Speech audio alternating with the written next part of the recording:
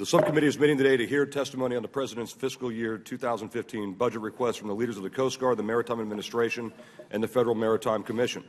The President has sent Congress yet another budget proposing to cut funding for the Coast Guard, this time by more than $360 million, or 4% below the FY 2014 enacted level. The request would cut the Coast Guard's acquisition budget by $291 million, or 21%. The President's request proposes to delay the acquisition of critically needed replacement assets, such as the Fast Response Cutter. It will severely undermine efforts to recapitalize the service's aging and failing legacy assets, increase acquisition costs for taxpayers, and seriously degrade mission effectiveness. For the fiscal year 2015 operating budget, the President proposes to slash the number of Coast Guard service members and reservists by over 1,300 and reduce hazardous duty pay for service members. It would also exacerbate gaps in readiness by cutting programmed hours for aircraft and jeopardize the success of the search and rescue mission by taking fixed-wing aircraft crews off alert status. This is the third year in a row the President has forced the Coast Guard to sacrifice mission success to pay for his questionable spending in other agencies. And once again, Congress is being forced to come up with hundreds of millions of dollars just to sustain Coast Guard frontline operations. The administration needs to understand that the Coast Guard cannot continue to do more with less. If the President is going to continue to propose these cuts year after year, he needs to tell us, Congress, and you, the Coast Guard, how he intends to rescope the missions of the Coast Guard to reflect his reduced budgets. This is the last time that Admiral Papp and Master Chief Leavitt will appear before us. I want to commend both of you for your leadership and tremendous service to our nation. Admiral, I fully understand the situation you've been put in with this budget, and I appreciate your candor in describing what these cuts will mean for the ability of the service to successfully conduct its missions. The budget request for the Maritime Administration represents a 75% increase over the current level, except not really. This increase comes as a result of an accounting change in the Ready Reserve Fleet funding and from a one-time subsidy offered to the maritime industry in exchange for a permanent reduction in the number of U.S. mariner jobs carrying cargo under the hugely successful Food for Peace program. Since 1954, the Food for Peace program has provided agricultural commodities grown by U.S. farmers and transported by U.S. mariners on U.S. flagged vessels to those threatened by starvation throughout the world.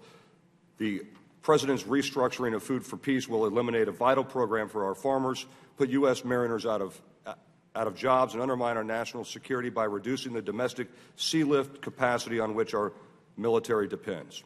I would add that the President's attempt to placate the concerns of U.S. mariners by temporarily throwing some additional money at the maritime security program will not work. As we did last year, I hope my colleagues will join me once again in rejecting this misguided proposal. I'm also concerned that the budget again zeroes out funding for Title XI and other U.S. flag promotional programs that are at the core of the Maritime Administration's mission. I look forward to hearing from the acting administrator on how he intends to move forward with his efforts to revitalize the U.S. flag fleet under this budget.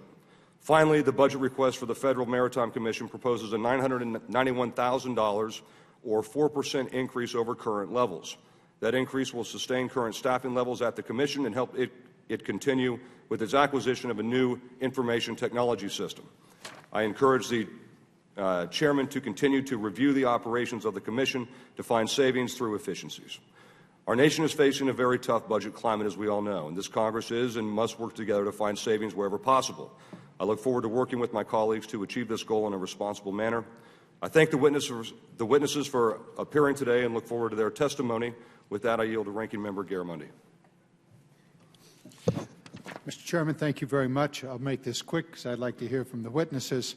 However, Admiral Papp, I understand this is going to be the last time you'll be testifying before this committee unless we somehow bring you back before your May 30th departure from the Coast Guard. I want to congratulate you for the extraordinary career you've had, for the leadership that you've put forth during some very difficult budget times, knowing that the budget that you presented to us is not a result of what you want, but rather what we have given to the administration to spend. It is, in fact, the Congress that has managed to go through an austerity period of time. You're working as best you can with it. However, we do have some questions for you about the priorities that you've listed. In reflecting on the fiscal 2015 budget request for the U.S. Coast Guard, Maritime Administration, and the Federal Maritime Commission, it dawned on me that It was an alarming situation, perhaps the greatest impediment to revitalizing our merchant marine and realizing the vast potential of the U.S. maritime economy is a persistent disinterest by administrations, both current and past, in the maritime agencies. This is reflected in the budgets. If you subscribe to the idea, as I do, that the federal budget request represents the administration's fundamental statement of policy, you cannot help but come to one conclusion. The budget requests for the maritime agencies indicate that as a matter of policy, these agencies remain undervalued, under-resourced, and underappreciated. This is both regrettable and odd. After all, the global reach and dominance of the U.S. economy has historically been linked to our trade with other nations, trade that is dependent on vibrant maritime commerce. As the world's largest trading nation, the United States exports and imports annually in value about 1/4 of the global merchandise trade and approximately 95% of America's foreign trade, that is 1.3 billion tons, moves by ship. Moreover, based on current projections, by the year 2020, United States foreign trade in goods may grow to 4 times today's value and almost double its current tonnage. And additionally, our inland waterways traffic will increase by 1/3. The economic potential is there for any who care to look. What remains missing or obscured is our commitment to seize that opportunity. Our economy rose from a maritime foundation and remains tethered to that foundation today. We should be investing wisely and strategically to ensure that this foundation remains solid and up to the challenges of the 21st century economy. Unfortunately, the budget requests for our maritime agencies suggest that if we are to seize the opportunity before us, it will have to be Congress that shows the leadership and initiative to provide the necessary resources. And for Congress to do that, we must revisit the sequestration and the austerity budgeting phenomena that has taken over this Congress. With that, I yield back. Thank the ranking member. On our first panel of witnesses today are Admiral Robert Papp, Jr., Commandant of the United States Coast Guard, and Master Chief Michael Leavitt, Master Chief Petty Officer of the Coast Guard. Admiral Papp, thank you again for your over 40 years of service to our nation, the Coast Guard. And with that, you're recognized for your statement.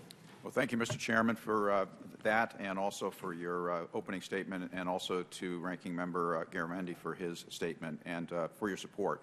It's a pleasure for me to be here, just as it has been for the last 4 years, to talk to you about the brave young men and women of the Coast Guard who have chosen to serve our nation.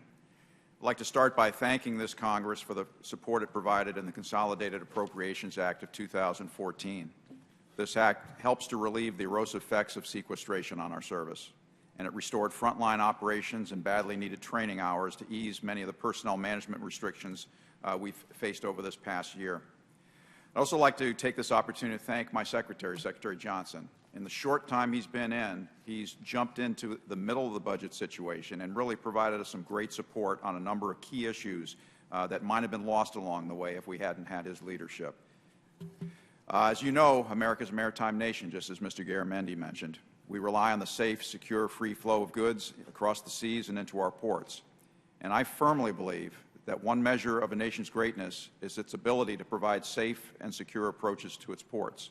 This system of uninterrupted trade is the lifeblood of our economy. And you can see it at work today. We may be a week into the spring, but the Coast Guard cutter Mackinac just recently completed about 2 months of continuous ice-breaking service, keeping open the passages between the Great Lakes.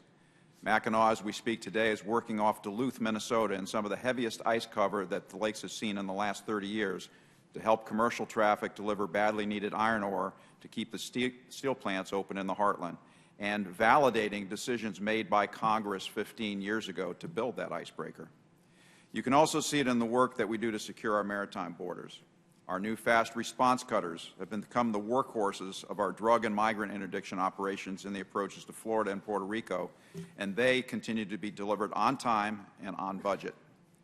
Every day, the Coast Guard acts to both prevent and respond to an array of threats that, if left unchecked, would impede trade, weaken our economy, and create instability. These threats disrupt regional and global security, the economies of our partner nations, and access to both resources and international trade. All of these are vital elements of our national prosperity and, in turn, our national security. Layered security is the way I've described how the Coast Guard counters maritime threats facing the United States. This layered security first starts in foreign ports, then it spans the high seas, because the best place to counter a threat is before it reaches our ports. It then encompasses our exclusive economic zone, the largest in the world at over 4.5 million square miles, and continues into our territorial seas, our ports, and our inland waters. The work to address these challenges is being done by committed Coast Guardsmen who face risks each and every day. Yesterday morning, I was reminded once again of the dangerous work they do as I traveled up to Narragansett in Rhode Island to attend a memorial service for Petty Officer 3rd Class Ron Gill. Officer Gill was killed nearly 7 years ago, but I made a commitment to his father 7 years ago that I would do all I could to make sure our people get the right tools and the right training so that accidents like happened to Petty Officer Gill might not happen or at least be minimized in the future. His service, even though 7 years ago, is still fresh in my mind, and his, like many other memorial services I've attended, reminds us that downstream of any decisions that are made here in Washington is the work that's carried out by young men and women who are often cold, wet, and tired, and who have to stand the watch to keep our homeland safe. It's our responsibility to detect and interdict contraband and illegal drug traffic, enforce U.S. immigration laws, protect valuable natural resources, and counter threats to U.S. maritime and economic security worldwide. And it's often most effective to do this as far from our shores as possible. Our fleet of major cutters has reached obsolescence and is becoming increasingly expensive to maintain. The average Reliance class medium endurance cutter is 46 years old. The oldest turns 50 this year. I sailed one of those ships, the Valiant, when I was a cadet on long cruise, and by the time I became an officer, that ship had been sailing for over a decade, and as I retire on May 30th, the ship will still be serving 40 years later. We've been able to keep them going because of the quality of our people, but this is no longer sustainable. And I'm fully aware of the fiscal constraints we face as a nation, but the uncertainty in spending cuts have forced difficult decisions on how to prioritize our essential missions and functions. We examine the risks that exist, focus on the highest priority operations, and allocate our scarce resources where they're needed most, while continually working to maintain our readiness and surge capacity. And this often requires trade-offs informed by a clear understanding of the risks our country faces now and what we foresee for the future. And we continue to make those difficult decisions, but I'm encouraged by our recent down selection of candidates for our offshore patrol cutter, which is handled by a very capable acquisition force, one that we have improved over the last 10 years to become a model acquisition force for the government. We've also become the first military service to pass an audit, and that was the result of dedicated efforts by our financial managers. So we can show how we're spending our money. We have a great acquisition force. We're at a critical point now where what we need is stable and predictable funding in order to give best return on investment to the taxpayers. As the nation's maritime governance force, the Coast Guard possesses unique authorities, capabilities, and partnerships. Coupled with capable cutters, aircraft, and boats operated by highly proficient personnel, we maximize those authorities and capabilities to execute layered security throughout the entire maritime domain. We're a ready force on continuous watch with the proven ability to surge assets and our people to crisis events where and whenever they occur. So I thank you for the opportunity to testify once again, and I'm really looking forward to your questions. Admiral, thank you. I think you're totally right. Somebody said whoever controls the ocean controls the world, and the Coast Guard plays a major part in that, and you've definitely left your mark with the national security cutter that are going to be roaming the high seas. And anyway, thank you for your service again. Sir. Master Chief, question for you. If you have two sergeants major, it's sergeants major. Attorneys general, is it masters chief or master chiefs? If there's two, if it's plural, master chiefs, okay. Well, thank you, Master Chief Leavitt. I would like to recognize you and for your statement, and thank you for your many years of service as well. Thank you, Mr. Chairman. And good morning, Mr. Chairman and distinguished members of the subcommittee.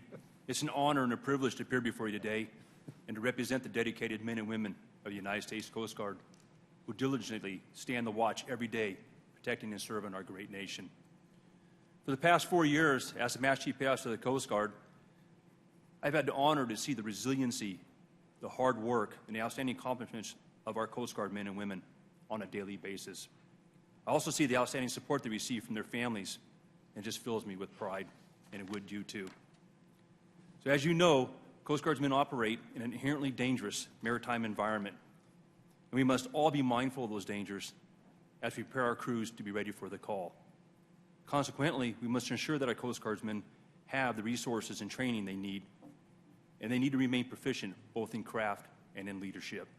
This is particularly important as we continue to meet the nation's needs as demand for our services expand globally and at home with maritime trade, energy exploration, disaster response, search and rescue, law enforcement, and much more. So as you heard, many of our frontline cutters are well over 40 years old, and as such, it becomes very difficult for our commands to balance the ship's mission priorities, especially when our crews are already working extremely hard and expending an extraordinary amount of time just to keep the ships operating mechanically. It makes it much harder for our crews to train and stay proficient. So it's vital that we continue with our recapitalization efforts. Regardless of the many challenges they face, Coast Guardsmen continue to successfully complete our missions. That's our legacy, and that's a legacy I'm very proud to be a part of. Last year in my testimony, I addressed some of the challenges our men and women and their families face, particularly with regard to providing adequate housing. So on behalf of our service members, we are truly grateful for your support in providing much-needed funding for our housing program. This funding will significantly enhance housing for our Coast Guardsmen and their families. The fiscal year 2015 budget will allow us to continue with the recapitalization of our aging fleet of cutters, aircraft, and small boats, and it will help us support our people programs. Mr. Chairman and members of the committee, on behalf of the men and women of the United States Coast Guard and their families, I again thank you for your continued support, and I thank you for the opportunity to discuss some of the highlights and the challenges our Coast Guard men and women face. I look forward to answering any questions you may have. Thank you, Master Chief. I'm now going to recognize members, starting with myself, for questions. Admiral, first question is about the SIP. 3 weeks ago, when you turned in the budget, the SIP didn't get turned in. I would call that maybe flaunting U.S. law, because U.S. law right now requires the SIP to be turned in by the Coast Guard to Congress when the budget's presented as well. So my question is, you're operating on such a small budget anyway. We're here to help and conduct oversight in any way that we can to just make sure things stay on track as you have them now. When's the SIP going to be turned into us? Well, it should be any day, sir. I know that the Secretary has forwarded on. The Secretary's been questioned on this. I was questioned on it 2 weeks ago at the Appropriations Subcommittee. Frankly, 2 weeks ago, as I told the subcommittee then, part of it was my obstinance in holding out and trying to get the best position for what I foresee the Coast Guard needs. I read your testimony, and I appreciate it. In the future.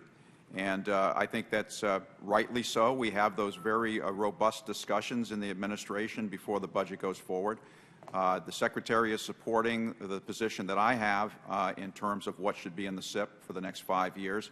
And I know that he was working directly with the Office of Management Budget in order to get it through the administration as soon as possible.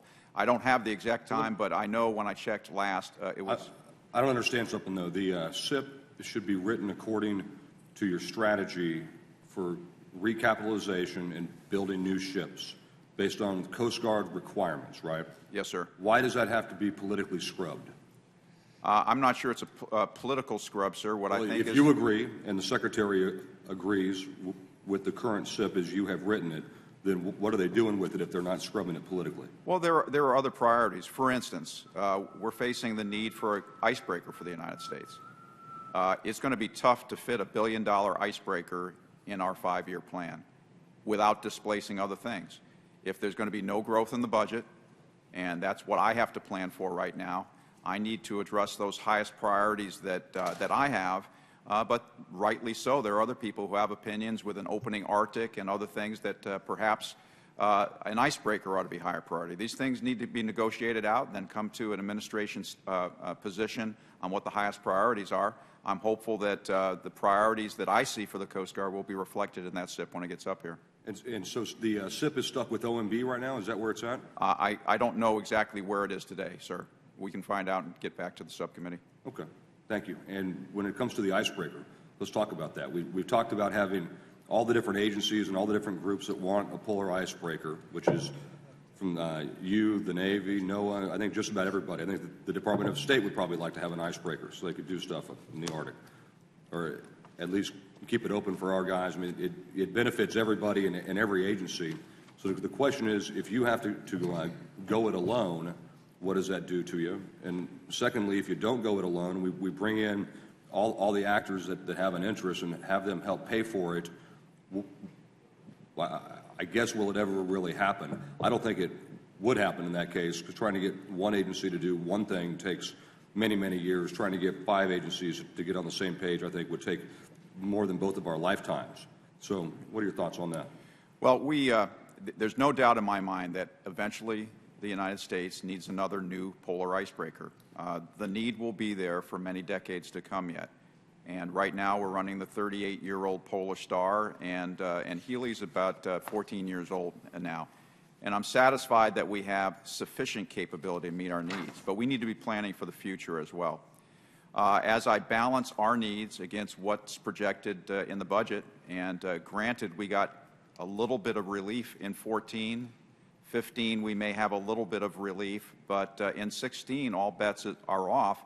And I may very well have to fit within a $1 billion SIP for the out years. I can't afford to pay for an icebreaker in a $1 billion SIP, because it would just displace other things that I have a higher priority for. So we're looking at other alternatives. Perhaps one of those alternatives, the Congress came up with a requirement for a business case analysis on the remaining polar class icebreaker, Polar C, and potentially we might be able to overhaul Polar C and fit that into the SIP as an affordable means for providing an additional icebreaker as we await a time that we can build a new icebreaker. If we are going to build a new icebreaker, if that is a priority, we just can't fit it within our acquisition account, and I would look across the interagency. You're absolutely right. There are many people who welcome having an icebreaker, but everybody's glad to have the Coast Guard pay for it. What about leasing? You know, everything I see, Mr. Chairman, is that leasing, particularly something that's such a large capital asset, is good to fill a short-term need, but there's a long-term need for an icebreaker for this country. And I continue to believe, and I think our business case analysis demonstrates, that the best option for the country, if it's affordable, is to build a new polar icebreaker that would be ours and could be managed by us for the long term. What about a long-term lease? I think the longer the term of a lease, you end up spending more money on a leased icebreaker that you never get to own than you would in building an icebreaker that then you own for and operate. Look at Polar Sea and Polar Star, 38 years, and we've still got them around, and obviously capable of operating. I think the best bet in terms of reliability and confidence that we have the asset for the United States is to purchase a new icebreaker rather than leasing. If your choice were between no icebreaker and leasing an icebreaker, you'd have to look at the cost per year, because if you're leasing an icebreaker, that's an additional cost that's going to have to go into my operating funds, which would displace other people. And as you'll see as we go through this budget today, we're down to the point now where when we talk about displacing things, what we're talking about is displacing people. We've got no further, we cannot cut any further in programs and other things without cutting people now. And that's why, as you look here, this budget reflects potentially another 800 people loss. One of the most important things to me when I became Commandant was preserving our end strength for our service. And in my opinion, I've failed miserably, because we're down, getting close to possibly 2,000 people lost in the Coast Guard over the last 4 years. beats the Army having to get rid of 80,000. But relatively, size ratio-wise, I wouldn't throw the Army under the bus. They do an awful lot of things. I personally will not. Ray Odierno faces a lot of challenges out there. But what I would say is We are winding down from wars. Yes, there are other threats, but there's been no winding down in Coast Guard responsibilities. In fact, they've increased. Last question. I'm operating under the assumption that countries like Iran, in a matter of days or weeks, can get to a weaponized plutonium level. Okay? They're not there yet, so we just kind of keep it. We talk about them not going past that red line. The reality is the red line can be crossed in a matter of days once you reach that 20% enrichment level. Do you think you're doing everything that you can, and are you funded? Are all of your priorities when it comes to stopping any kind of a weapon from getting offshore or into the homeland through different ports? Do you have what you need to do that right now, operating under the assumption that they have nuclear capability, or they could very easily have nuclear capability in a matter of days or weeks? Well, rather than being specific about them, I would say the general threat of a weapon of mass destruction being shipped in a maritime conveyance, no, we don't have everything. It's not going to come from Canada. It's going to come from Iran. Exactly. So we look out in terms of being concerned about a weapon of mass destruction or any other threat coming by maritime conveyance. The first step is intelligence, and we are fully involved in the intelligence community. We look at the security within our ports. We're very strong within our ports. The Congress and the administration have done a great job in recapitalizing our boat forces, our people, our deployable specialized forces, but we don't want to be dealing with threats in the ports. We're doing a good job overseas under the International Ship and Port Security Code in inspecting those countries that are trading with us. In combination with intelligence, I think we're doing pretty good there. When I said we don't have everything we need, it's because we have these vast expanses of the Pacific and the Atlantic where we need offshore resources to interdict threats before they get to our shores.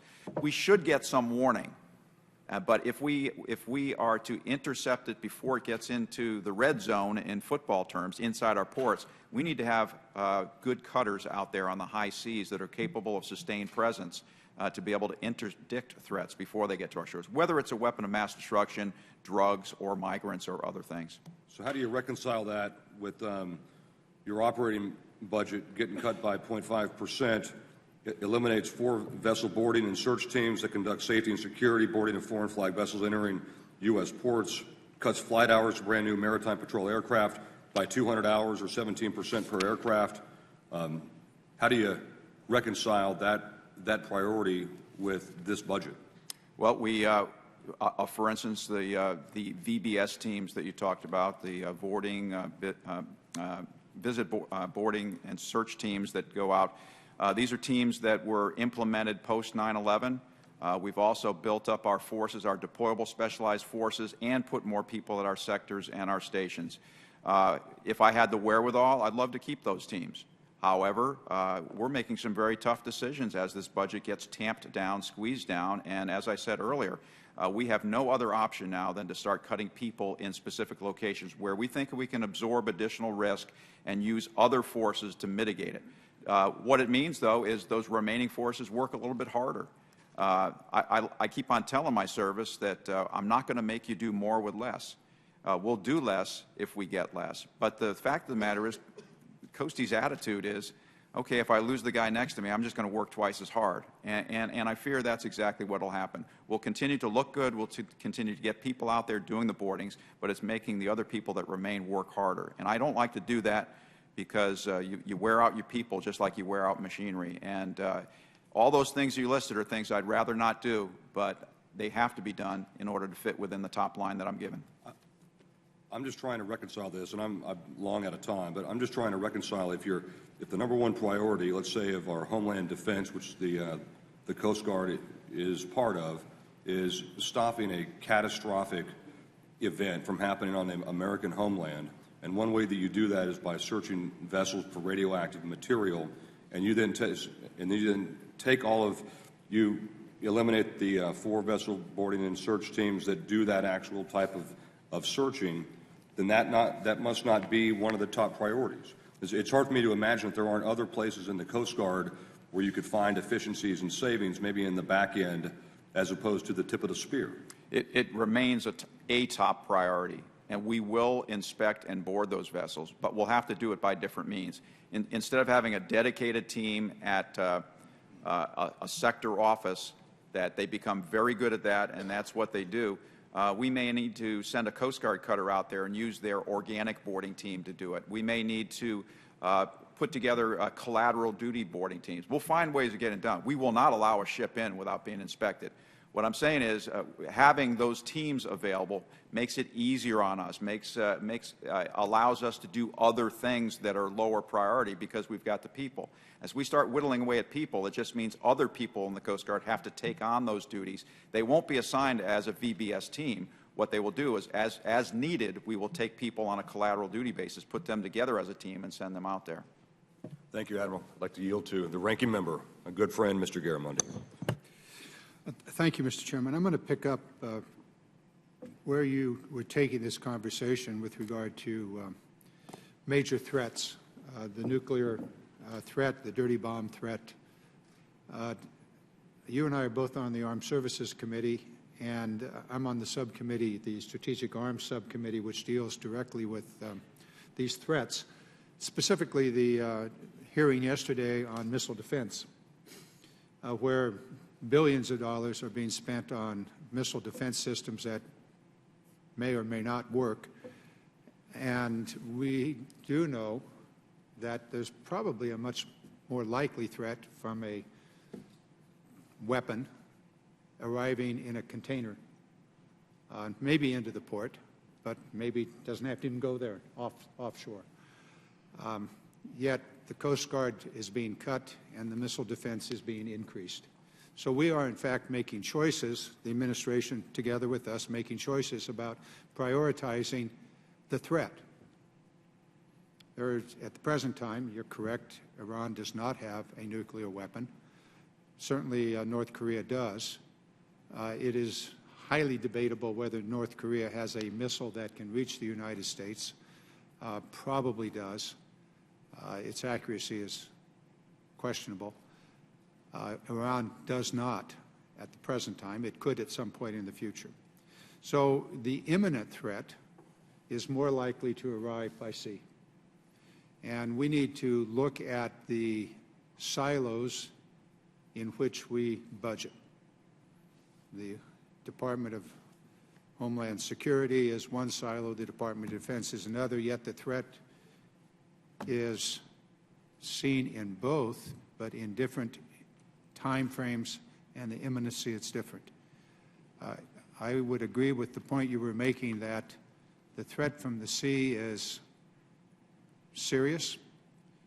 The reduction in the Coast Guard's personnel reduces our ability to address that threat. I believe that our budget committees or appropriation committees ought to be taking a very careful look at how we are spending the overall appropriation, the overall money that is available, as reduced as it is. We are spending a vast amount of money on something that may or may not work and is certainly not needed right now, for example, a new missile defense system on the East Coast, while at the same time we're cutting what we do need today. Admiral, I'm not going to ask you to respond unless you'd like to jump into this in the last 2 months of your tenure, but I would welcome such a response if you'd like to do so. Well, Mr. Garamendi, hopefully I've never hesitated for the last 4 years, and what I will tell you is along the same lines as I was saying. There are many things I would like to do with my service. At the end of the day, I need to live within a budget. And when I'm given my budget, we set priorities and we look at places where there are things that are needed, but we will find a way to get the job done. We never, search and rescue always remains job number one, and closely linked to that is the security of our ports, the security of our country. And we're not going to allow anything to get through. We will find the people to get the job done. What concerns me is it means other people working harder when we displace these people because of the budget being squeezed down. Admiral, I understand the pride that you take in your people. I understand the position you have that you'll get the job done. I'm dubious. If we continue to cut your budget as we are, and your men and women will not be able to get the job done. We've had testimony from South Command that they cannot get the job done, and they rely heavily on you, and one of the reasons they can't get the job done is that you're not there. That's the reality of the situation. And the point I'm making here is that this is our problem, and frankly, it is the administration's problem in prioritizing. And in part, it's the silo in which we budget and in which we operate. You operating in the Homeland Defense silo and the Department of Defense operating in a completely different one. And for us, we have to look across these silos. And frankly, we would be much better off moving $500 million from the Department of Defense, missile defense, to you so that you could carry out the tasks that we know are very real threats. Maybe they're drugs, maybe they're smugglers, maybe it's a dirty bomb, who knows what it might be. But we know that that threat is very real and it's very viable. If somebody really wanted to threaten this country with a nuclear weapon, why would you go to all the trouble of a missile when you could just as easily deliver it in a tugboat? That's my point. But I got some other points, and I'll take a few moments to get to them. We've pretty much talked about your budget and the personnel. I think it's a very real problem. 800 few personnel this year and 1,200 in the previous cuts. That's a serious reduction. It's one that you've discussed, and I know you're going to say that you're going to do the best, you're going to do the job with fewer. I doubt that. You're going to be able to do the complete job with fewer, but you've made your response on that. I do have a question about the fast response cutters. You have a contract to deliver 4 a year. You're going to deliver 2. This budget calls for 2. Are you renegotiating that contract? What does it mean in terms of cost per cutter? Yes, sir. And just quickly, I don't want to indicate that we're going to get the entire job done.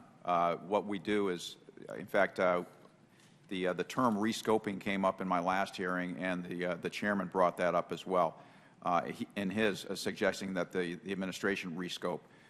That's what I get paid to do. You're exactly right. If we devote and try to do 100% of search and rescue, 100% of interdicting those threats, there are other mission areas that are going to get shortchanged. So I don't want to leave the impression the Coast Guard is going to get 100% of all our missions done, because we've never been able to.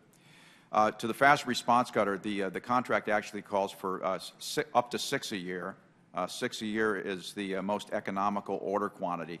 That contract ran out in FY14 when we ordered 6. We are in the process of renegotiating that contract. What we've proposed is we were able to fit 2 into the budget this year when we've got our final top line, and intend to award that under another vehicle, a temporary vehicle with the shipyard, until we put out the new request for proposal to renew the contract. We're scrubbing the contract right now to see if there are areas where we can come up with savings to give us the best possible deal on the remaining buy of those cutters. If we had the money available, we'd love to buy 6 a year, because that gives us the best price. But for this interim year, until we get the new contract awarded, 2 is what we're able to afford. When you have that information, I'd like to know the cost per cutter, up, down, the same? What we're hopeful in negotiating with the shipyard is we'll be able to buy those 2 just about at the same price that we've been buying them when we order them 6 a year. They can spread their workforce and average the boats that are on order right now. They can average that out to 5 a year in terms of actually building them. And when we add the 2 in there, they should be able to keep the price per boat about the same. I'm hopeful, at least. But we'll get back to the subcommittee once we've finalized the negotiations on that. A final question. I am over my time, but this committee went to a lot of trouble to secure the C-27Js for you, for the Coast Guard. It appears that the budget does not provide for the actual use of those, but rather only for the preparation of the C-27Js. Could you tell us if, in fact, there is any money to actually operate those in the coming year? No, because they won't be brought online. I think it's FY16 that we actually will begin getting the aircraft processed through, and actually flying for us. We will address that in the 16 budget as they start coming online. We're working the 16 budget right now. But I want to thank the subcommittee for all that work. As you know, it's going to save us about $500 million in future costs on aircraft, and by the time we get them fielded. Excuse me, Sure. technical question. Why does it take 2 years to retrofit them? It's just, well. Is that a budget issue too? No, sir. We've got money in the 14 budget to set up the acquisition program office in order to start bringing them in. We've sent a team down there to look at the aircraft. The aircraft, basically what we're going to do to get them into service is put them in our Coast Guard colors. But being military aircraft, most of the equipment is compatible. They have a radar that is usable. They will not have a mission package like the other medium-range aircraft that we have. But we were spacing those, the HC-144s, out over the years and buying mission packets as they went along.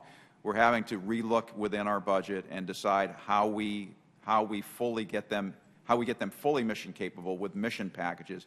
But in the interim, with the radar that they have, we can use them for maritime patrol efforts out there. Okay. I would like a complete description of why it takes 2 years to paint the airplane and to get it underway. I'd like to get those $500 million savings sooner than later. So if you could provide that, I'll yield back. There are other questions, but I'll take them in the next round. Thank you. Thank the ranking member. The gentleman from Florida, Mr. Sutherland, is recognized. Thank you, Mr. Chairman.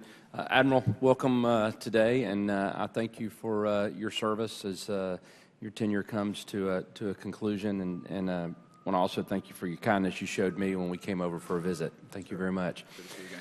I'm going to read a statement and then ask a question, follow-up question. The Coast Guard participation in implementation of the National Ocean Policy is not referenced in the White House's or Department's FY 2015 budget documents.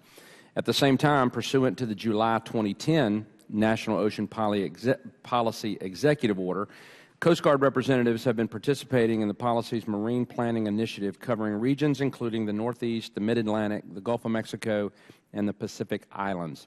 Language adopted by the July 2010 National Oceans Policy Executive Order stated that the policy's marine planning effort will require significant initial investment of both human and financial resources.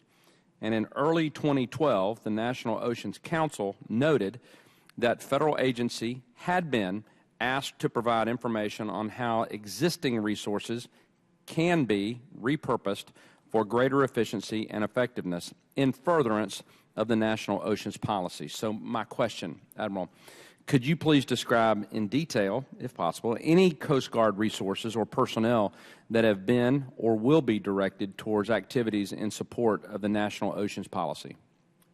No, sir, I don't have that in any detail, and I would request that we submit that for the record in response to your question.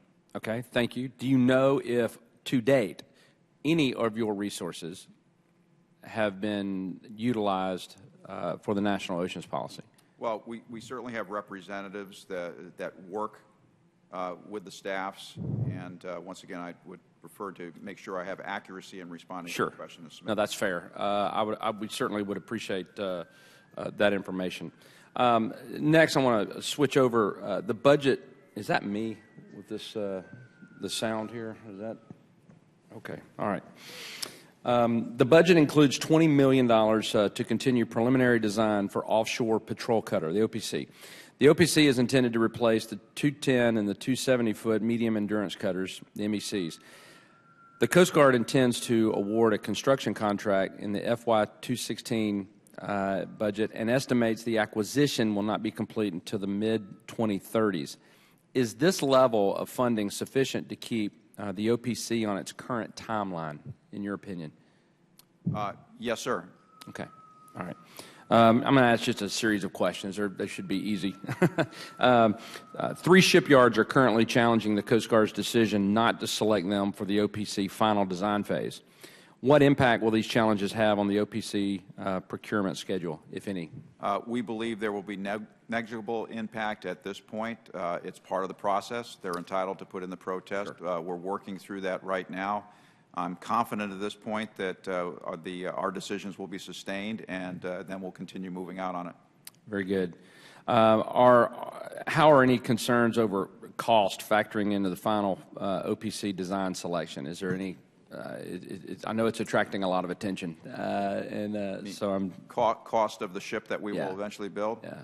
It is our driving requirement. I've made that clear at every group, whether it's testimony up here or speaking in front of industry. I have continually insisted that affordability is the driving requirement for this ship, and I think that our contracting vehicle is unique in the fact that we have put in our contract, and that's part of why it took us a little bit of time to get this going, is I wanted to have affordability right in there. We've made it known to the shipyards what we think our budget is, what we think that ship should cost, and that's got to drive their process if they want to be selected as the final candidate for building this ship.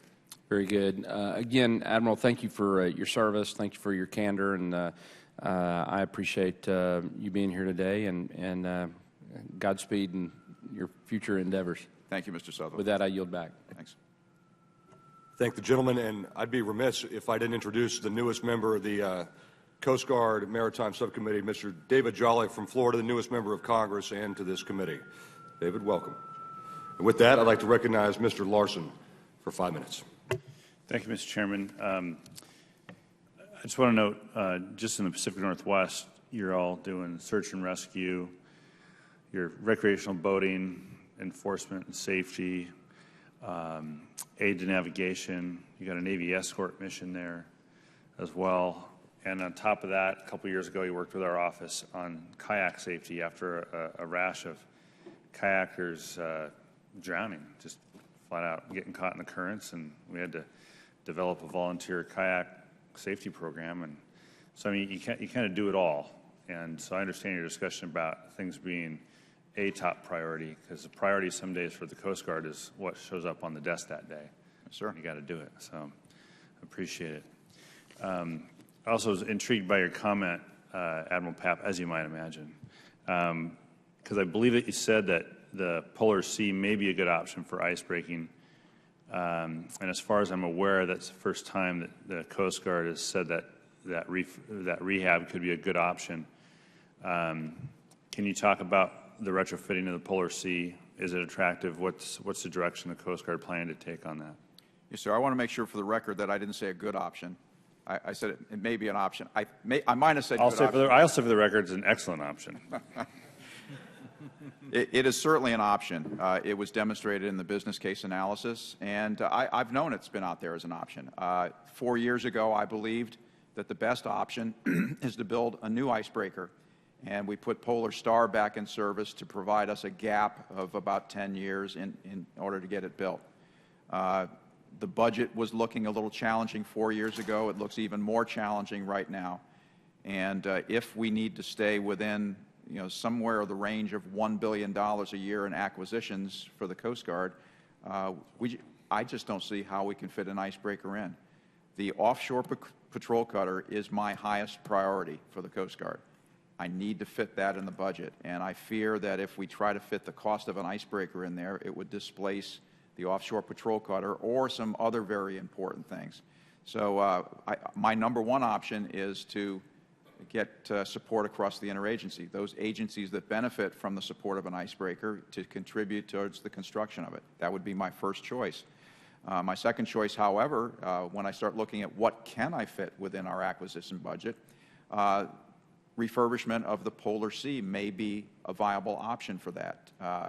I would say what you would want to do is overlap it, so as Polar Star is coming towards the end of that decade of service after refurbishment, we have Polar, I think I said Polar Star at the end of 10 years. Yeah. Polar Sea would be available to start phasing in, working up, so that we could use her for another 10 years. And maybe you come up with a plan where you flip-flop. I don't know. And there'll be other people making those decisions in the out years. So I'm just speculating right now of what those options are that are out there for us to potentially look at. And right now in the budget, there's $6 million in the request for design, just get started on design? Yes, sir. I don't think I think that's money well spent. I think at some point, if the nation can afford it, we need to build another new polar icebreaker that complies with modern environmental standards, that can take care of the mission requirements of the National Science Foundation and all those things that work across the interagency. I still believe firmly we need to build a new one.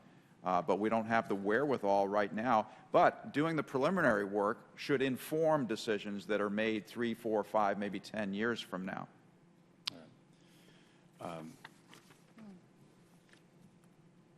That's all I got. Thank you. I yield back. Yes, sir. Thank the gentleman. The gentle lady from Florida, Ms. Frankel, is recognized. Thank you, Mr. Chair. Thank you, welcome. Thank you for being here and for your service. My father was in the Coast Guard. My son was a United States Marine, so I have a lot of respect for what you do. But I want to touch on a little bit of a sensitive issue. You know, I think it's very important that you get the resources that you need, the equipment and so forth, but there's nothing more important than the people who, as you're shaking your head, I know you agree, the people who serve us, and that they serve with dignity and respect for each other. As I'm sure you're aware of, there's been a lot of discussion about sexual harassment in the military, not just the Coast Guard, but the military. And this is particularly a sensitive issue because I've had constituents come to me, and one in particular, I'm not going to get into her situation, but who was a member of the Coast Guard and a very brave young lady who was subjected to sexual harassment by her commander, who eventually was prosecuted in any event because of her situation. Actually resulted in this Congress passing some legislation last year, and I wanted to ask you about that.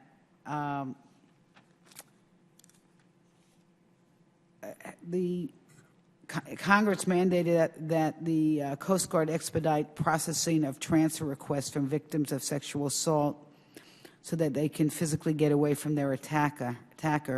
And I'm just wondering whether or not you have started to implement that policy. Oh, yes, ma'am, absolutely. We refer to it as a safe harbor program, and there's actually a little bit of a distinction there because sometimes the victims do not want to leave their unit where they're comfortable. They would prefer to have the alleged perpetrator transferred, and we offer that option. We had a little bit of growing pains with it. In fact, I was at a large gathering. We called all hands meetings as I travel around. For the last 2 years, every all hands meeting, and I've spoken to, you know the size of our service, we keep track, and I've spoken to, I think, about 35,000 people face to face right there with them. And almost my entire discussion is on sexual assault, treating our people with dignity, harassment, hazing, whatever it might be. We have an eyeball-to-eyeball discussion. And in one of those discussions, a young lady raised her hand, and she was a victim. She had been transferred, and we didn't necessarily handle it very well, but she felt this was a seaman apprentice. She got up and raised her hand with a commandant. Now, she was very, very nervous, but we looked into that particular case. It gave us some lessons learned on how we're dealing with it now, and we will continue to work that process to make sure that each and every case is handled as an individual case and with dignity. Well, thank you for that. And my follow-up question was going to be, what else are you implementing in terms of outreach to not only the superior officers, but also, you know, the recruits that come in? What type of outreach are you doing with them, and what policies are you changing? We've approached this head on. It started out with a flag officer, a group of admirals getting together for an action group to come up with a strategic plan. We assigned a Coast Guard captain to head our military campaign office on this. We have regular meetings at the White House. We have regular meetings with the Department of Defense.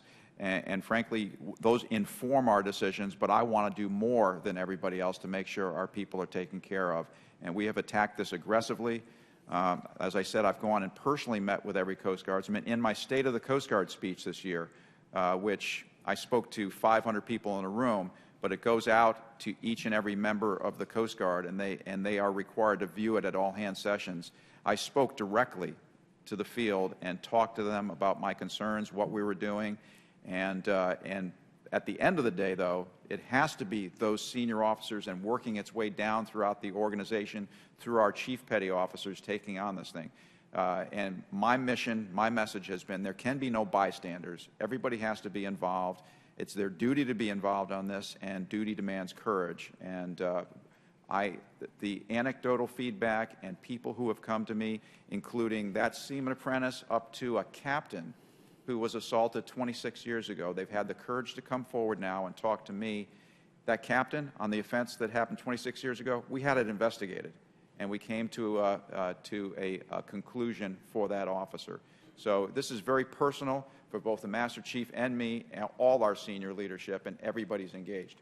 Well, I thank you for your attention, and I hope you will continue to be vigilant. I know that we will. And thank you for your time today. Yes, ma'am, and rightly so. And we appreciate the oversight on this issue and pushing us forward on this, and also for accommodating some of the concerns we had within the military in terms of potentially taking out of our hands. This has to be handled by us, and we appreciate your support. Thank you, sir. Is the gentlelady yielded? Go back, Mr. Chair. Thank the gentlelady. I'd like to recognize Ms. Hahn from California for 5 minutes. Thank you, Mr. Chairman. I appreciate us having this opportunity to discuss the budget with the Coast Guard. I wish we would have just had one panel, Mr. Chairman, because I have some questions for the chairman of FMC, Mario Cordero, and unfortunately I'm going to have to leave. I have a conflict, so I wish we could have all been together on this. But I'm just raising my, Be happy to submit any questions. Thank you. I'm going to do that. So it's really disturbing to me to look at what we're imposing on the Coast Guard through our budget process. Cuts to personnel, cuts to military pay, removing the Bravo Zero readiness, the airborne use of force we're cutting, aircraft flight hour reduction. It's disturbing to me. And I know that the Coast Guard has, for the last several budget cycles, has really done a good job of doing, it's not even the same, you're kind of doing more with less. So it's disturbing to me that we're putting these budget restrictions on the Coast Guard. And I want to thank Ranking Member Garamendi. Apparently before I arrived, you brought up the issue of personnel reductions and how that could impede the Coast Guard's ability to prevent bombs from going off at one of our ports. I will say for the record, I still believe, ladies and gentlemen, that our ports are the most vulnerable entryway into this country. And every day on the briefings that I get, I'm more and more concerned about what can or what is coming in and out of our nation's ports. So just know that I appreciate what you're doing, and it's unfortunate that our budget doesn't support the incredible mission that the Coast Guard has been given to protecting our coast. So I wish our budget reflected the real security risks that I believe exist in our nation's ports. Let me just touch on one issue, Admiral Pap, and that's panga boats. And, of course, it became sort of highlighted in this country when we lost one of our Coast Guardsmen who was killed after a panga boat rammed the ship he was on in Southern California. So wondered what we're doing, any new information on our attempt to contain these boats. Do we have any new actions that we're taking to minimize the risk of these panga boats? And how have you done recently. It feels like I haven't seen any high-profile case of those off the coast of Southern California, but wondering if you can give me an update on how you've been able to stem the tide of this threat of panga boats. Thank you, Representative Hahn, and also let me thank you once again for being out there for the memorial service for Senior Chief Terrell Horn. The family is doing well. I included a bit about Senior Chief Horn and our new publication of Coast Guard Pub 1, talking about the qualities of leadership that he demonstrated. We provided a copy of that to his wife, and of course we just passed over a one-year anniversary there. But once again, thank you for being there and bringing it up. The threat still exists, and in fact, sequestration hurt us a lot. This last year, I think we went from roughly, I think it was about 120, I'll have to get you the figure. We went from 124,000 pounds of marijuana in FY12 interdicted there to 81,000. So we had about a 35% reduction last year under sequestration, simply because we can't keep sufficient assets out there if we don't have the fuel to run them and the operating hours. Sequestration is the big thing that I fear, and we still have that specter out there for FY16 if we don't have another budget agreement. So there's a direct correlation between reduction in the budget, which we got in sequestration, to people out there on the water. Everything we have indicates that people are using that route more and more, whether it's actual landings that we see, boats that are found on the beach. As we tighten up the border, and there has been a lot of resources put by our department along the southwest border, really, as a Coast Guardsman, I say a land border is much easier to defend because you know where it is. In the Maritime, there are thousands and thousands of miles and different routes you can take, and they can try to evade us. And we only have so many boats and aircraft that we can put out there. The other thing is we were making good success by stationing a major cutter out there, which we had not used before. We put a major cutter out there that's flight deck capable, can carry a helicopter, can use airborne use of force, and we were seeing great success. But major cutters require a lot of fuel, and we had to cut back there as well under sequestration. We're getting back to our historic numbers of cutters underway now with the restoration in the FY14 budget. But as we go into the 15 budget and beyond, I become increasingly concerned that we just won't have the assets out there in sufficient numbers to attack this new route that people are taking and smuggling around the southwest terrestrial border.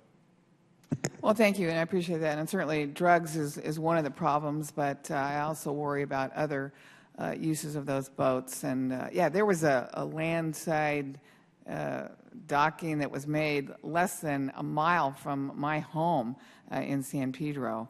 It was in Rancho Palos Verdes, I believe. 19 folks made land in a panga boat. So appreciate your work. And again, it's unfortunate that some of the methods you were describing, you've had to cut in terms of how you operate within this budget. So thank you. Appreciate that. I yield back no time.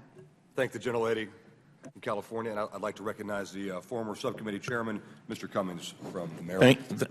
Thank you very much, Mr. Chairman. Admiral Papp, this is obviously your last budget hearing. I'm sorry I wasn't here a little bit earlier. I've got an oversight committee hearing going on right now.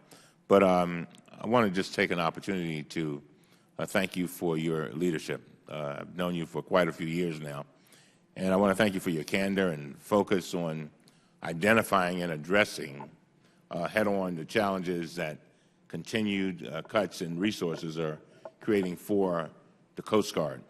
I've often said that you all are called on to do more and more with less and less. But one of the, and I know you talked about the cuts extensively before I got here, but there was one area that I was most concerned with because it's an area that I've worked a lot in, and that's the whole marine safety situation. What impact will the budget cuts have on the marine safety workforce, and how do you see that playing out? You know, Mr. Cummings, there could be some individual reductions across the marine safety workforce, but they are not many. The largest effect is our VBS teams, visit, boarding, and search teams that we discussed earlier here. They generally fall at the sector level. They are combinations of people with marine safety experience or response experience that we put together as teams to go out. If we have vessels which are suspect or we have sanctions on that we require to stay offshore before they come into port, these teams are sent out there to inspect. We've had to cut back a number of those teams within this budget, so there would be an impact on some people within the marine safety field that are a part of those teams. We're not going to discontinue those inspections. What we'll have to do is come up with other means of doing that, putting together teams from other organic sources that we have or Coast Guard cutter boarding teams, et cetera, to continue on. It just means some of the people work harder. As you will recall, one of the big issues that we were trying to address before, and because we got a lot of complaints from the maritime community, is whether we always had qualified inspectors, those who knew exactly what they were supposed to be doing. And I think we made some headway there. How do you see that, making sure that we have the people doing these inspections are doing them in an appropriate way and lifting up the highest standards? Yes, sir. I make a point when I travel around. We were talking earlier about my visits out to the field units. I visit a lot of our Coast Guard sectors, and almost always when I go there, I ask to have them take me through the prevention department, where our marine safety people are, to ask them how's it going. I know about, I visit our centers of excellence where we're training people. We've made vast improvements over the last probably 6 years or so. We continue on track where we're trying to retain as many people as we can, and in fact, part of my emphasis to make sure this program is going. Both my deputy commandants for operations, first Vice Admiral Salerno, now Vice Admiral Neffinger, are probably the two best marine safety specialists we have in the Coast Guard to give that additional emphasis to that program. Admiral Neffinger is going to be the next Vice Commandant. I have complete confidence that we will keep our foot on the gas pedal in terms of our marine safety enhancement plan that was started under your tenure. Mm-hmm. Again, I want to thank you for having your fingerprints on the past of the Coast Guard, the present, and because of all the things that you've done over the years to have your fingerprints on the future. May God bless you. Thank you, sir, and thanks for your oversight over the years as well. Thank the gentleman. I have one last question, Master Chief. When you talk to your young coasties, what is their biggest complaint? Well, the biggest complaint we have when I get out there, because there's a lot of different complaints, sir. If you're asking what the biggest complaint is to look at the military pay and benefits. What's that look like? What's the challenges? What's the budget going to roll on that? And then how those things worked out. Within the Coast Guard, biggest complaints depends on what unit you go to. Right now, the biggest ones I get is from these older ships. You know, at the end of the day, and it's no different in the Marines, what you want is a well-trained, equipped, and proficient crews, and you want to take care of your shipmates and their families. And that's to be successful for our future. So as we push forward, we need to focus on those things. And so when they're working on a ship that's 40 years old, it takes a lot of time and effort, and that's already been addressed here. But the real cost is when you go to a unit like, I just went out to the Scioto, that we didn't even talk about our river tender fleet. And they're out there setting buoys out there in the Midwest. I went out to its 50th year anniversary a couple of years ago. And the crews are working hard. If you did walk on board that cutter, you can see the professionalism and pride that's put into that ship. They take really good care of it. But at the same time, the amount of work and detail it takes to keep that cutter running is astronomical. It's extraordinary, and that's who we are. But there is a cost to that. And the last thing, and so for me and for most of the crew out there, we got to keep our crews trained. That's one of the biggest complaints we have. And proficiency is a huge piece of that. See, in the Coast Guard, we don't just operate. We have so many different missions out there. I'm a surfman and I'm a cutterman. In other words, I could be off the Columbia River right now in the dark, in the fog, searching for somebody in 20, 30-foot surf.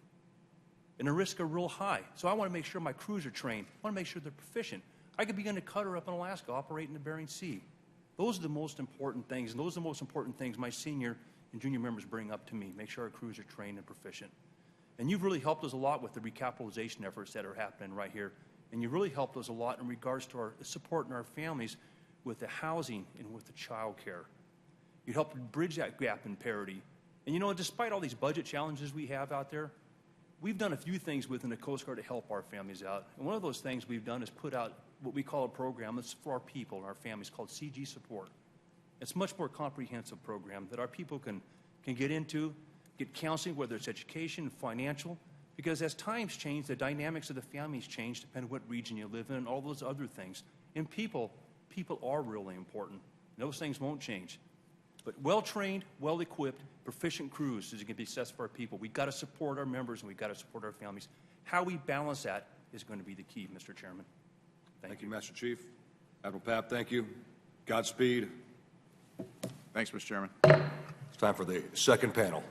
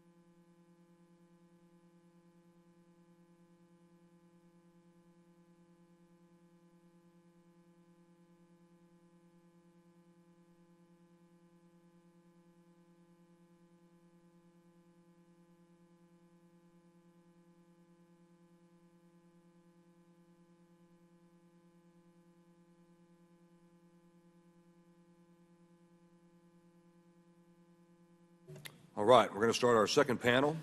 On our second panel, we have the Honorable Paul Chip Janikin, Acting Administrator of the Maritime Administration, and the Honorable Mario Cordero, Chairman of the Federal Maritime Commission. And also in the audience today, I want to recognize Commissioners Dye and Doyle on the FMC. Thanks for being here today. Mr. Janikin, you are now recognized for your statement. Good morning, Chairman Hunter, Ranking Member Garamendi, and members of the subcommittee. I'm pleased to appear before you today, and I thank you for the opportunity to discuss the President's fiscal year 2015 budget priorities and initiatives for the Maritime Administration. This budget request supports MARAD's mission to foster, promote, and develop the U.S. Merchant Marine, and it reflects the MARAD's priorities of maintaining security and preparedness, investing in mariner training, enhancing U.S. flag competitiveness, and fostering environmental sustainability. The primary goal of the FY 2015 budget request is to continue funding for MARAD readiness programs that support Department of Defense sealift capacity. These programs are critical to ensuring that vessels and mariners are available for national security needs, and often with little notice. A recent example is the mobilization of the motor vessel Cape Ray, one of 46 vessels in MARAD's Ready Reserve Force, which is currently being used as the platform for destruction of the highest priority Syrian chemical weapons. The Cape Ray is the United States' key contribution in the international effort to eliminate Syrian stockpile of chemical weapons. And of most significance, this is the first time that destruction of chemical weapons will be accomplished at sea. Converting a sealift vessel into a UN-certified chemical weapons destruction facility from concept to reality was no easy task. Preparations were completed in record time, and given the scope of the mission, the support of the maritime labor unions, the number of U.S. government agencies and commercial companies involved, and extensive modifications that were required to be completed. The FY 2015 budget request includes $291 million in funding for the Ready Reserve Force program, as you pointed out in your opening remarks. That is to ensure those vessels continue to be available to support Department of Defense strategic sealift requirements, as well as the capacity to support and provide humanitarian assistance and disaster response. The MARAD program most critical to meeting DoD sealift requirements is the Maritime Security Program. The MSP provides operating assistance funds as a stipend to a fleet of 60 commercial, privately owned, military-useful, U.S. flagged, and U.S. crewed ships. The MSP fleet ensures that DoD has assured access to global fleet of ships in ocean-borne foreign commerce with the necessary intermodal logistics capacity to move military equipment and supplies during both armed conflict and national emergency. Moreover, as this subcommittee knows, the MSP fleet supports a pool of actively sailing U.S. mariners that we use to crew our government sealift fleets. And I thank the subcommittee for your role in providing funding at the full authorized level in the Consolidated Appropriations Act of 2014. The President's budget request continues full funding for that program in FY 2015. However, there are challenges facing the MSP. The most immediate challenge is the declining cargo, specifically in defense cargo, due to the drawdowns of activity in Afghanistan and Iraq. Declining government-impelled cargo volumes force greater reliance on commercial cargo in the global market, and given that we have an overabundance of capacity, it makes booking cargo for the U.S. flag fleet difficult in the international market. This is why the MARAD is actively working with industry and government stakeholders to develop a national maritime strategy. And that's to support the U.S. maritime industry and ensure the future availability of U.S. flag vessels for both national defense and for economic security.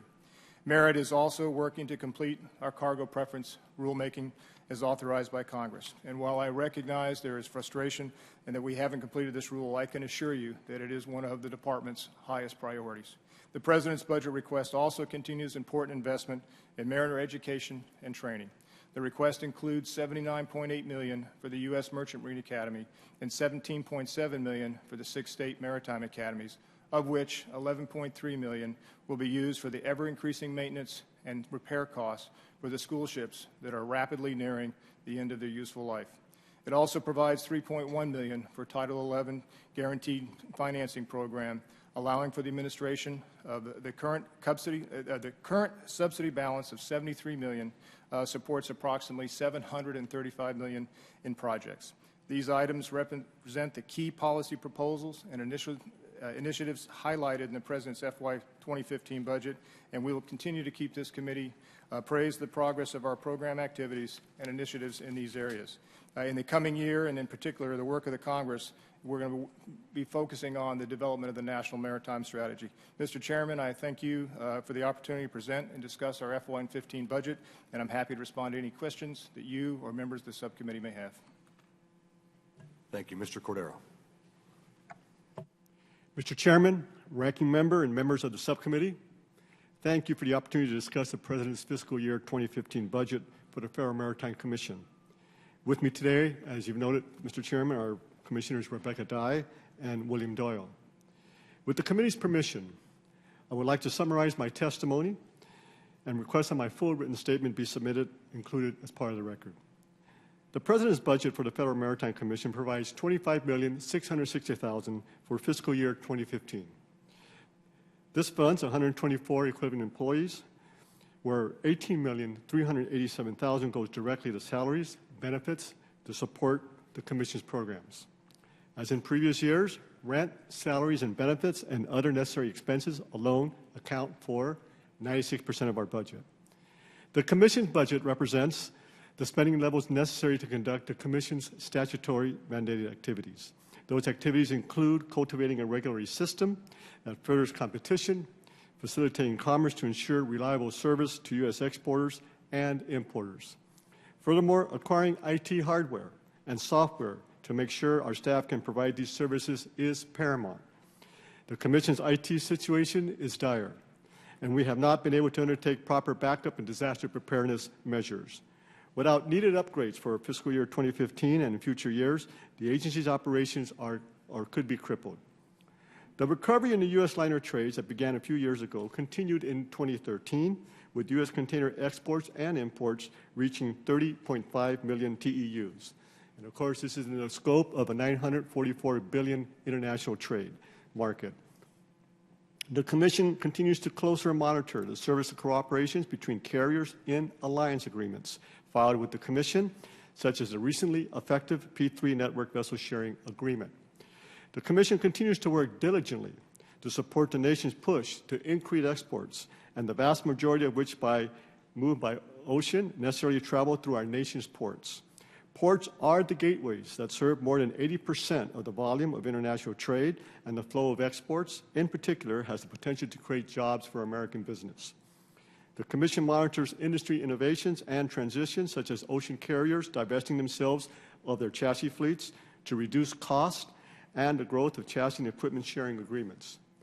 The Commission continues to work with other federal agencies on projects aimed at better understanding and finding solutions to supply chain bottlenecks that might negatively affect U.S. exporters. The Commission's Office of Consumer Affairs and Dispute Resolution Services Rapid Response Team still serves the industry to quickly and inexpensively resolve shipping disputes generated by equipment availability. To reduce regulatory burdens, the Commission exempted foreign-based NVOCCs from certain publication requirements for negotiate rate arrangements. The Commission will continue to engage the shipping public and the regulated industry to explore, through its retrospective review of regulations, how it can streamline and improve its rules. With increased funding for fiscal year 2015, the Commission will be able to comply with governing IT statutes and implement several information technology programs and initiatives to improve efficiency, convenience, and effectiveness in carrying out its congressional mandate. As noted, the Commission is at the beginning of a multi-year transition to upgrade information technology in order to better serve the public and create staff efficiencies. With the committee's support, the Commission will regain a solid footing in its IT infrastructure. The Commission's Consumer Affairs Dispute Resolution Services Office facilitates discussions between consumers and cruise lines to resolve disputes. The Commission also provides relief to smaller cruise ship operators by allowing them to reduce their coverage requirements, recognizing that there may be alternative forms of financial protections available to their customers. These alternative security arrangements, approved by the Commission, free up capital for passenger lines to reduce costs. The Commission's Internal Marine Environmental Committee continues to study environmental initiatives in the industry and to highlight the innovations and work being done in this area. The Commission's Bureau of Enforcement, its area representative, is located in key maritime corridors, and its investigative staff continue to take actions to address unfair and deceptive shipping practices that negatively impact shipping business costs, as well as such practices that pose safety and security risks. In FY 2013, the Commission collected approximately $3 million in civil penalties for Shipping Act violations. To date, the Commission for fiscal year 2014 has collected $2.25 million in penalties. The FMC's unique mission affords its opportunity to assist frontline security efforts by providing information regarding background of parties using our nation's supply chain, including those with direct access to seaports. Last summer, the FMC signed an updated Memorandum of Understanding with U.S. Customs and Border Protection that allows the FMC to share data in order to ensure compliance with the Safe Port Act. With added IT capabilities, The Commission will then be able to submit necessary information to the ACE system to fulfill its MOU obligations. Mr. Chairman and members of the subcommittee, I thank you for your support of the Federal Maritime Commission throughout the years. It is an honor to be here before the subcommittee, and I'm happy to answer any questions you may have. Thank you, Chairman Cordero. I think you're down to just the ranking member and I, so we can take our time. Administrator Janikin, I guess my first question is, how hard is it to be flexible with the MSP? How hard is it to be flexible with Food for Peace? Meaning if we're down in cargo one year and we're not in any conflicts, then you're going to have fewer ships needed. The next year you may have need for 10 more ships than you had the previous year. How hard would that be to be able to implement those changes kind of on the fly, because you don't really know right now what you'll have next year? You could always have something pop up. How would you work to make it more flexible to where the MSP can respond to the market and to what the U.S. government's, let's say, excursions are that particular year? Thank you for the question. I think there's a couple things we'd have to take a look at. The basic tenets of the MSP program was threefold. One was the stipend amount. The second was the fact that there would be access to government-impelled cargo, primarily Department of Defense cargo that you referred to that fluctuates fairly significantly, and final to commercial cargo. As we look forward on that program, if you have a decrease in one of those particular areas or you keep something else the same, we need to take a look at adjusting one of the other two areas. Either we increase the opportunity for commercial cargo or potentially you increase the stipend rate to be able to level load that over time. We'd have to take a look at, because of the way the program is currently authorized in terms of how we might be flexible.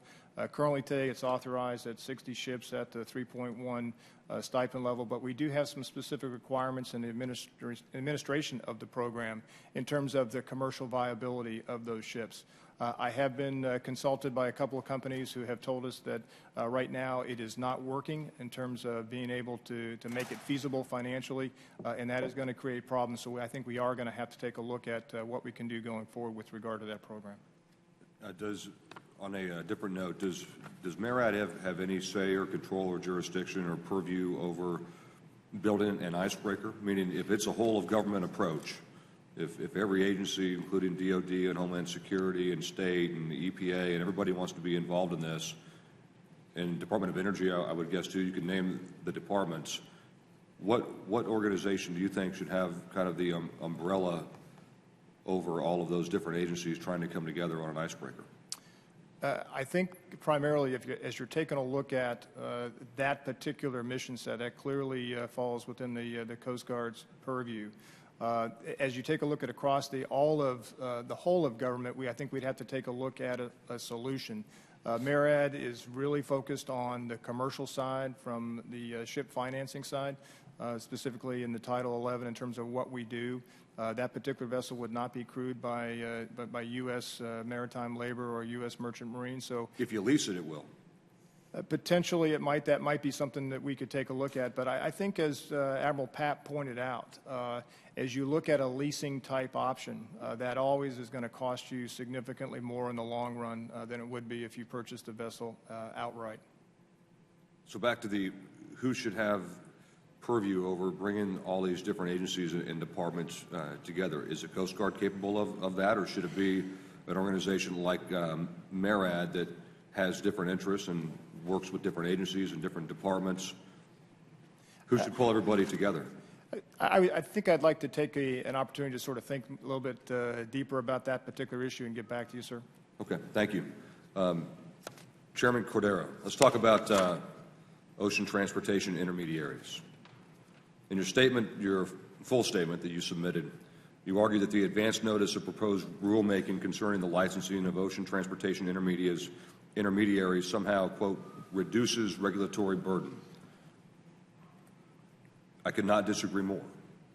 The proposed rule will significantly increase regulatory burdens for OTIs, and it does so without a clear, compelling public policy purpose. My two questions are, one requirement included in the regulation would increase levels of financial responsibilities for ocean transportation intermediaries by as much as 50%.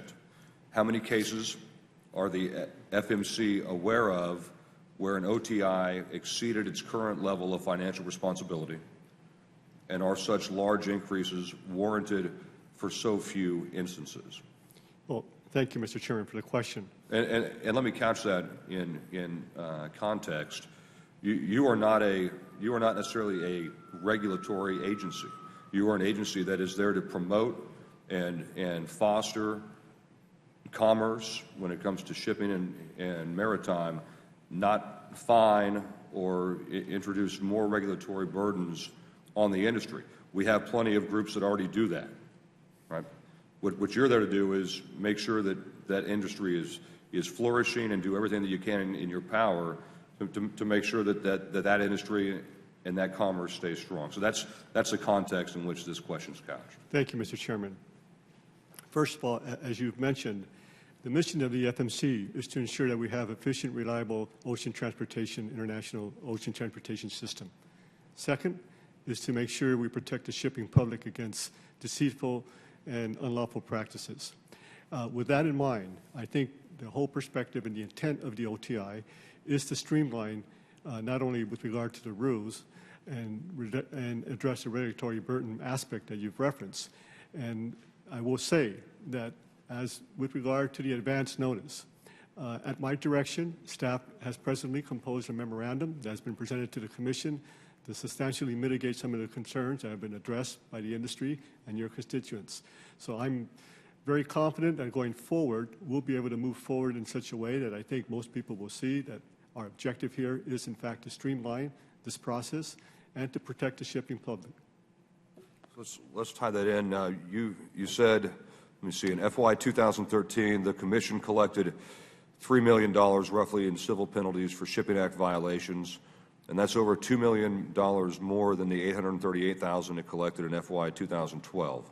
So you're basically 300% over the previous fiscal year, right?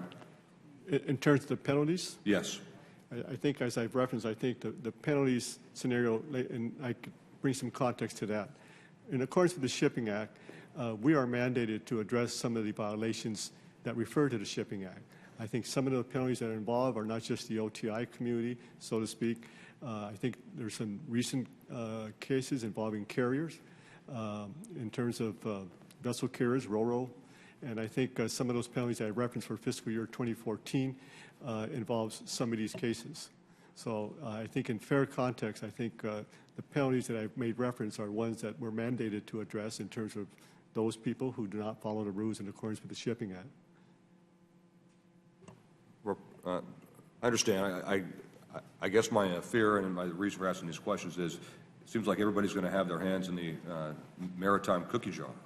And you're going to have, I mean, it's great to have good regulation that stop fraudulent practices, and the Coast Guard makes sure that the ships are safe, and the EPA checks on the ballast water, and everybody has their fingers in this, and to some extent it does become burdensome, and it makes our U.S. carriers switch flags and go to other countries, and that's one reason that they do it is because it costs so much, and it's just so arduous to do it as an American flag ship when it comes to commerce. So I would urge you in the end to get with Administrator Janikin, whoever the next Coast Guard Commandant's going to be, whoever the next head of the EPA is going to be, the Department of Energy, Department of Labor, which all of our mariners have to live under and comply with those rules.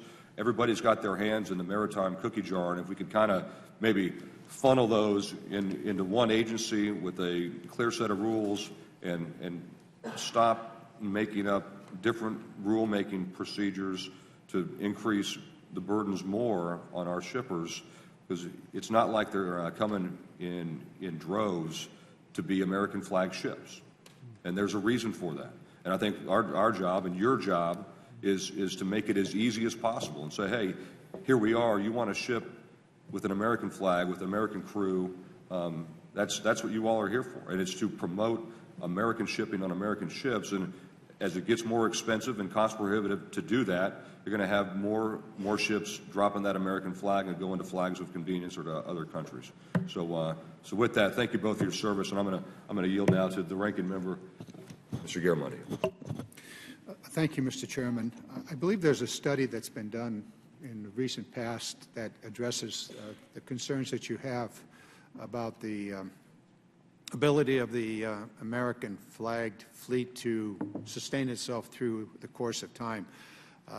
I've asked for that study, and I'm going to take a look at it. I'll share with you what may be useful from that.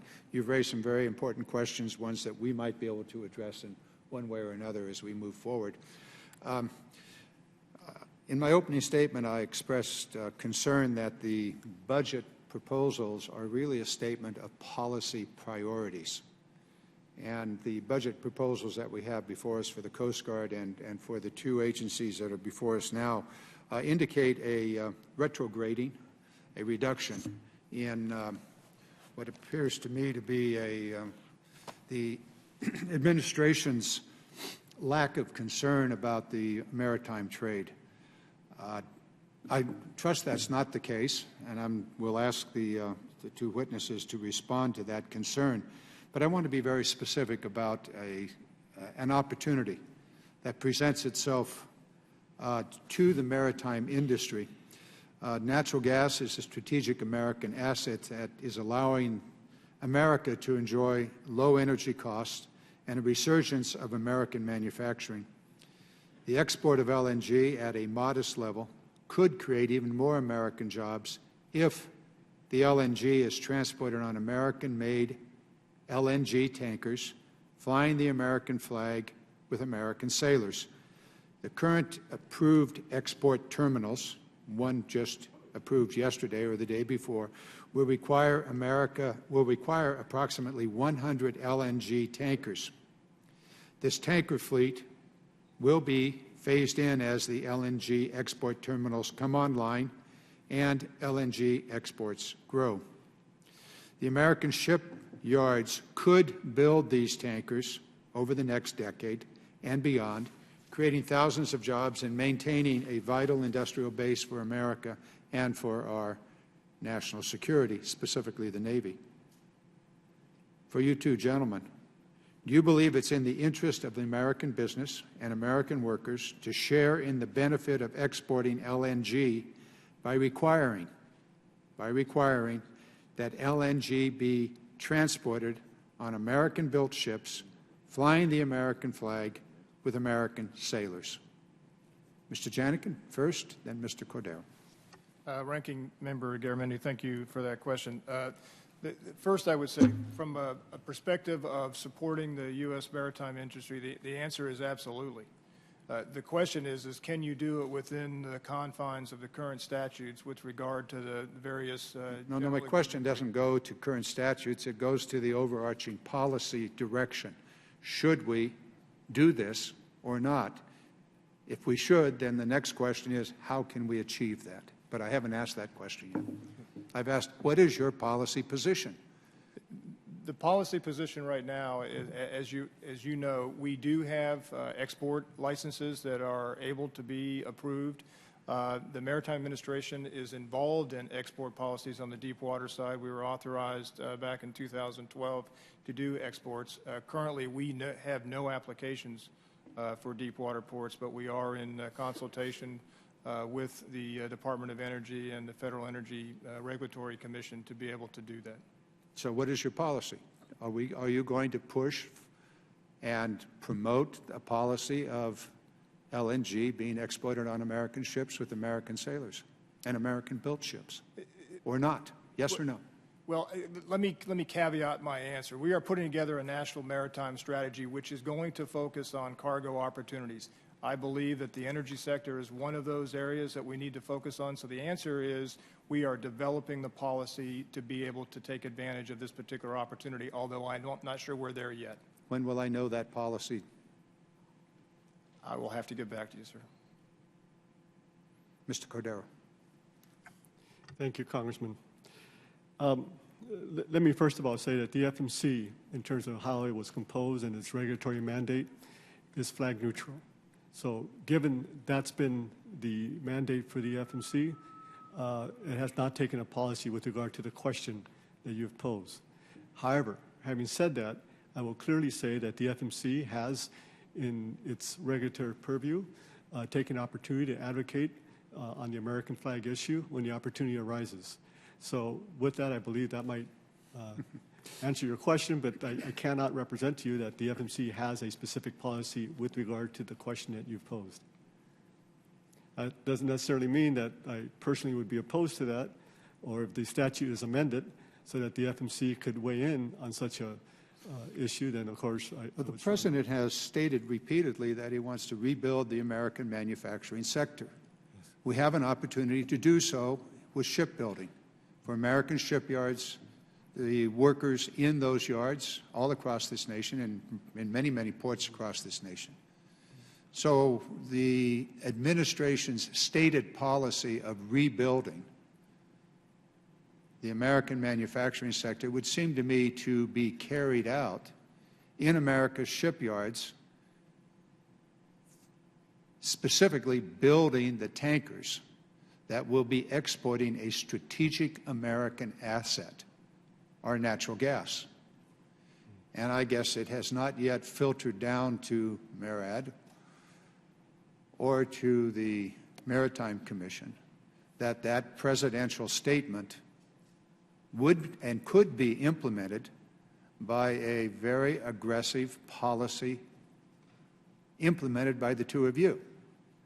So perhaps I shall deliver to you the President's most recent statements on rebuilding the American manufacturing sector and urging you to carry that out in your domain. Now, after delivering those statements by the President to you, perhaps you can then answer my question.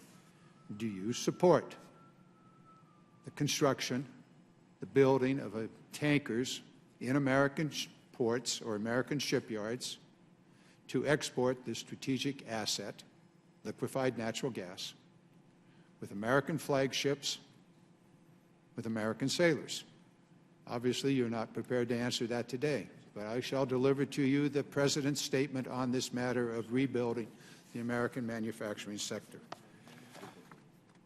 The question goes also to Mr. Janikin with regard to the $25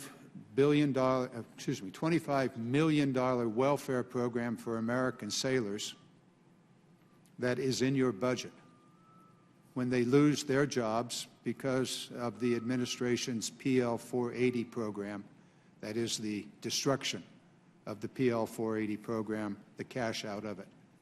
How do you propose that that $25 million welfare program for American sailors, who I assume would prefer to be sailing rather than getting a welfare check, how do you propose to implement that? Thank you for that question, Ranking Member Garamendi. As you pointed out, the President's budget proposal is for up to 25% of food aid to be essentially done by local purchase. We have analyzed that and have estimated that approximately 4 to 6 ships would be affected, 200 to 275 mariners. The $25 million that is currently in the Maritime Administration budget is to support the potential loss of those mariner jobs. We have taken a look at how the $25 million would be used, and again, that would be the beginning of a long-term, multi-year program to preserve those mariner opportunities. The first $24 million would be essentially taking a look at the ships that would potentially be affected by the changes in the cargo preference that they would be applied to. This would be outside of the Maritime Security Program, and we would structure that program during the course of the summer. Again, that $25 million is only if that food aid reform is enacted. But in order for the Maritime Administration to be ready, we're going to have to do the planning throughout the summer to be able to make sure we can do that. The final $1 million would be to support training opportunities and also apprentice programs for the mariners for the specific jobs and specialty skills that are required. So the $24 million would be in stipend payments, essentially to as we transition to something else in terms of cargoes, and then $1 million would be for mariner training. So transitioning to other cargoes like what cargoes? Potentially, as you've already pointed out, the energy sector is probably the most ripe for being able to have an opportunity for a U.S. flag to carry those cargoes. That would be something we'd be taking a look at. So what is it going to be? Peanut butter? Or is it going to be, steel, coal, liquefied natural gas? What is the cargo that you're looking at to replace the PL-480 cargoes? I will tell you that we have actually partnered with the Volpe Center, and they're doing a study for us that will be done later this summer. That study is focused on two things. Primarily, it's on the LNG market, what future markets will be, what market opportunities are, and then we take a look at the potential policies and the various assumptions that might be used over a full range there, and so I'll have a better answer in that time frame in terms of what the potentials are. That's going to include shipbuilding opportunities and other things. So we're actually taking a look at the specific question that you've asked. If you hadn't noticed, I'm interested in this matter, and there are times when I have been accused of being tenacious, and I'm going to be really, really tenacious on this matter. However, at this moment, Mr. Cummings has a series of questions. I'd like to yield to him. Mr. Cummings. I want to thank the gentleman for yielding, but I want to pick up where the gentleman left off. Mr. Janigan, do we have any idea of how many people would be replaced with regard to this $25 billion that we're using? About how many people do you think might be replaced? In other words, taken out of their normal jobs. Congressman Cummings, as I pointed out earlier, we have estimated it's 4 to 6 ships that are potentially affected. Those ships will either do one of two things. They will either reflag or potentially they will cease to be in service and they will likely be scrapped. That's 200 to 275 Mariner jobs we believe will be affected. And that was one of the reasons why there is the $25 million. If that particular proposal is enacted, that we would have to have a way to compensate and transition those mariners to other jobs within the maritime industry. Have you had any impact on the $25 million? I mean, did anybody talk to you about that and this whole food for peace situation? I'm talking about you. In other words, when this was being put in the budget. The answer to that, sir, is yes. And what we were taking a look at is what it would take to essentially mitigate the potential impact on Mariner jobs. And we have taken a look at a couple different ways to do that. In the FY14 proposal was the first time that we had seen that, and we've had some opportunities to take a look at how it might be conducted over the last year. Again, we would have to go into specific details. I have briefly discussed this with the maritime industry as the budget proposal for this fiscal year was rolled out, but we would have to go into significant detail in how we would actually structure that stipend program to minimize the impact on mariners. But shouldn't we be working to prevent American job losses? I mean, hello?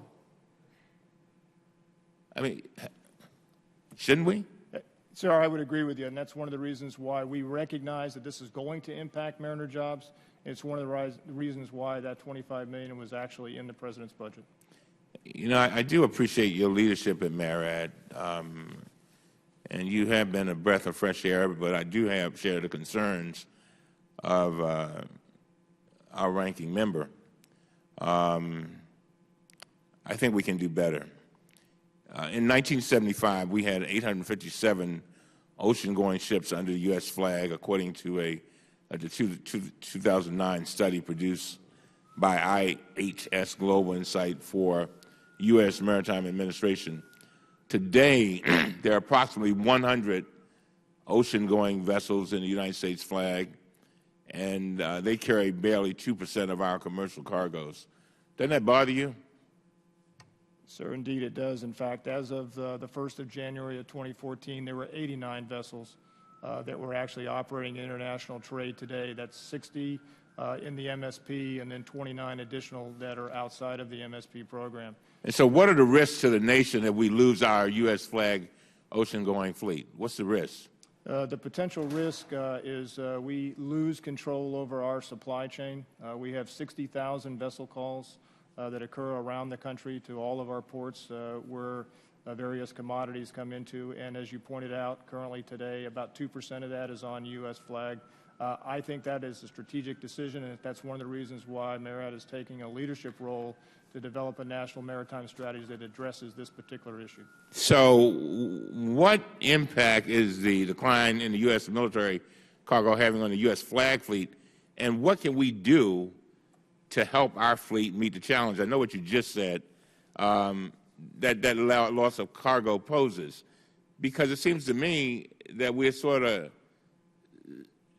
standing over somebody who's that we could save, and it just seems to be saying, well, what the hell, let's just wait and wait and wait. And every second that passes, they march closer to their death. I mean, that's what it feels like. So, I mean, are we really putting forth the effort to do a rescue job here, or have we thrown up our hands already? It seems like we've thrown up our hands and said, what the hell? First of all, Congressman, I think you have exactly what the situation is for the maritime industry. We are at the precipice of potential failure, and I am concerned about that, primarily because of the decrease in overall cargoes.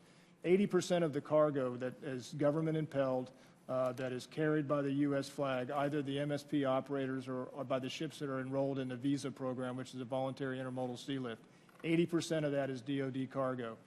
I am concerned that those cargoes currently are not there and are going down rapidly, which means that the U.S. flag fleet has to be able to have commercial cargo opportunities.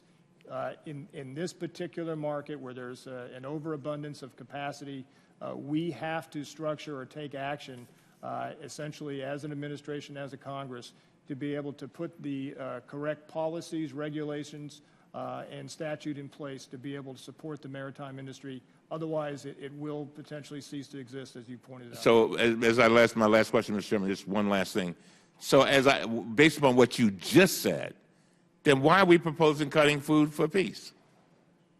I mean, am I missing something?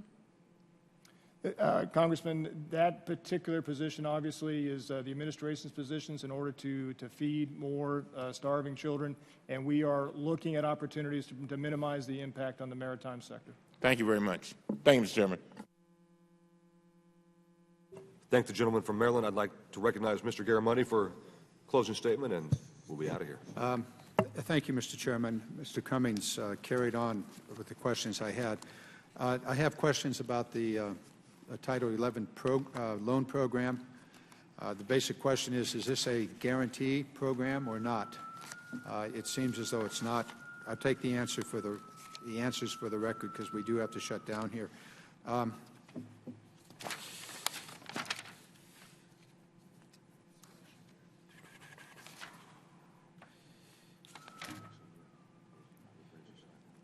I'm going to just, Tiger grants. There's a question about Tiger grants and whether those are, whether the Department of Transportation is going to use Tiger grants for the ports. This is multimodal issues. Again, Mr. Janikin, if you could, and Mr. Cordero, if you could provide that information for the record, I'll give you the specific questions. And in fact, I'll give you all of the questions in writing and let the chairman. Without objection. Thank you. And seeing as there are not any further questions, I thank the witnesses for their testimony, the members for their participation, and with that, the subcommittee stands adjourned. Man. Gotta go. Okay. Thank you, sir. Put all those questions in. Will do. Very nice to meet you.